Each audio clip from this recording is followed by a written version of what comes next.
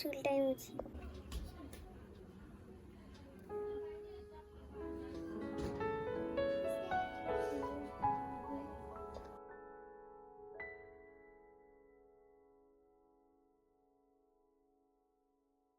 রাত হলে জন্মাষ্টমী, আর ওর বাবা আজকে চলে যাচ্ছে গুয়াহাটিতে।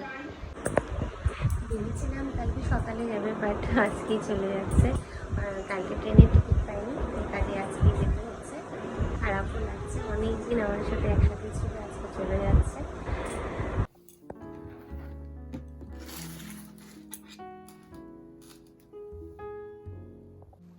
রাতে আর হয়নি, তাই জন্য সকালবেলায় বসে গেছি ঠাকুরের জন্য কোনো রকম প্ল্যান নেই যে এইভাবে বানাবো।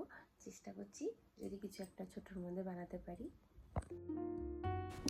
প্ল্যানটা মাথায় এলো যখন দেখছি যে সবাই গোপাল ঠাকুরকে বেশ সুন্দর একটা স্টেজ বানিয়ে বসাচ্ছে। তো আমিও ভাবলাম ঠাকুরের জন্য একটা আলাদা স্টেজ বানানো যাক। তো কিন্তু ঠাকুর ঘরে আমাদের সত্যি কথা বলতে সাজিয়ে রাখার মতো একটা ওয়াল পর্যন্ত আমি পাইনি।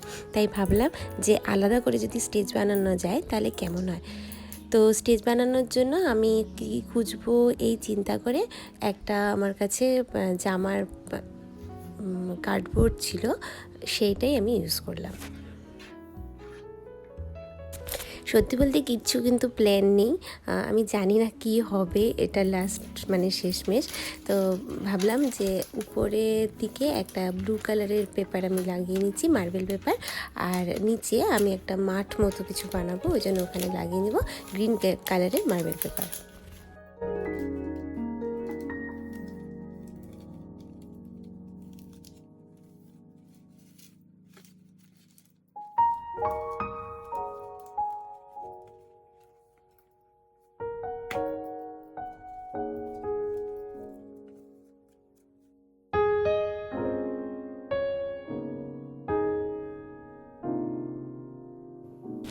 বক্সের ব্লু দিকটা কমপ্লিট হয়ে গেছে, এখন যাচ্ছি আরেকটা সাইডে গ্রিন দিয়ে ডেকোরেট করতে।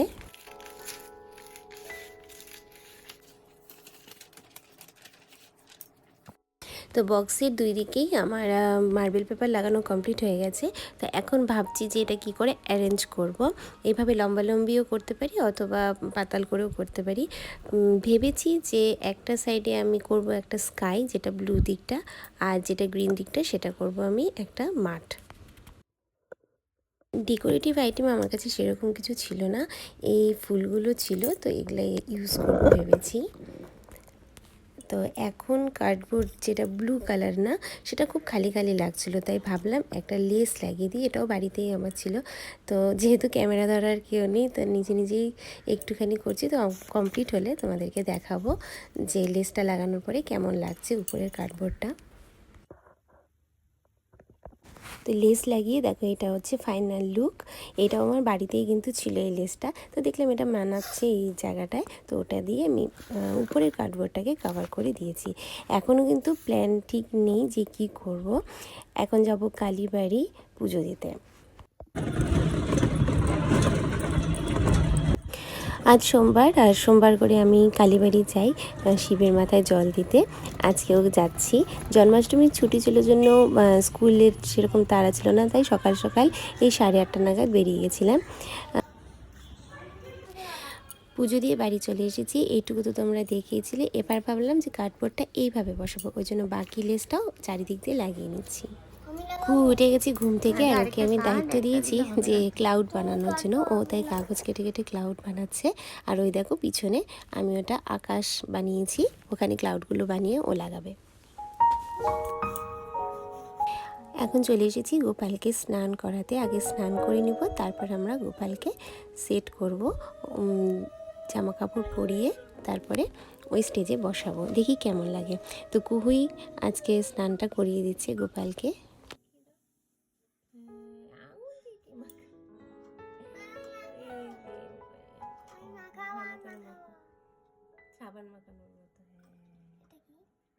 চুল হলো আজকে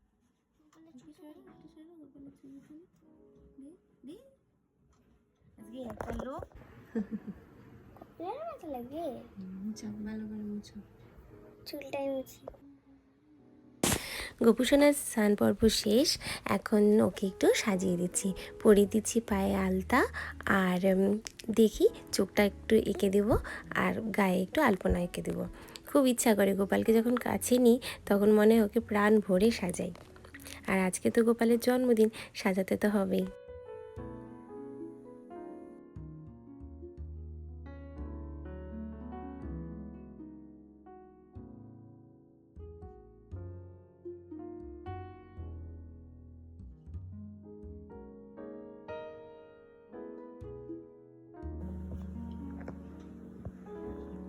दिखाओ दिखाओ दिखाओ ना।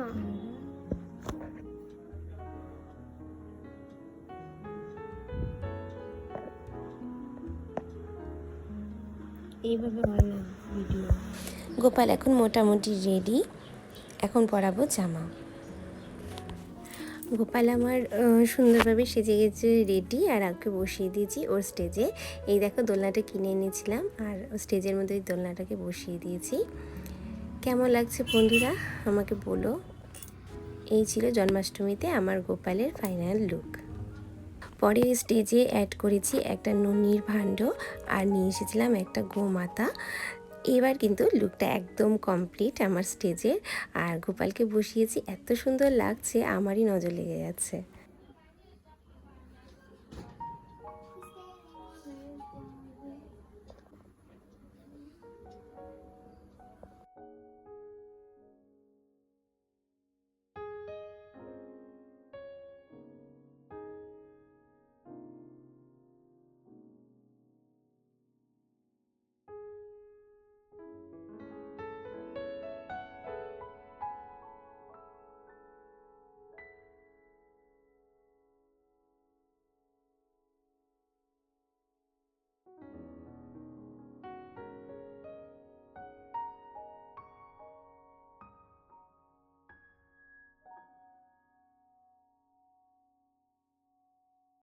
পুজো সেরে গোপালকে ভোগ নিবেদন করে দিয়েছি ননি, তালের বড়া, মালপোয়া আর পঞ্চামৃত।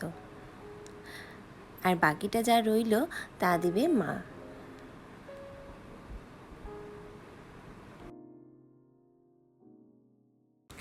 আমার ছোট্ট গোপাল তো রেডি, আর এখন রেডি করার পালা আমার রাধারানী। সাজিয়ে দিয়েছি ওকে রাধার বেশে।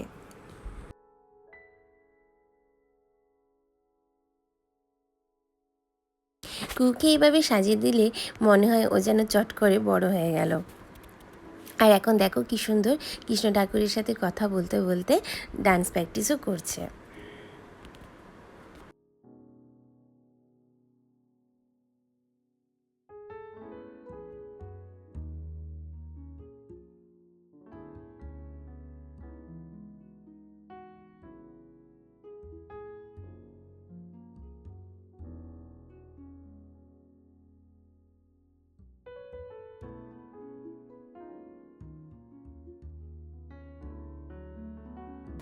তো এইভাবে খুব ছোট্ট করে নিজের মতো করে গোপালকে জন্মাষ্টমীতে সাজিয়েছিলাম। জায়গা ছিল না, তবুও নিজের মতো করে ছোট্ট করে একটা জন্মাষ্টমীর লুক ক্রিয়েট করার চেষ্টা করেছি। তো ডেকোরেশনটা তোমাদের কেমন লাগলো আমাকে কমেন্টে অবশ্যই করে জানিও সবাই।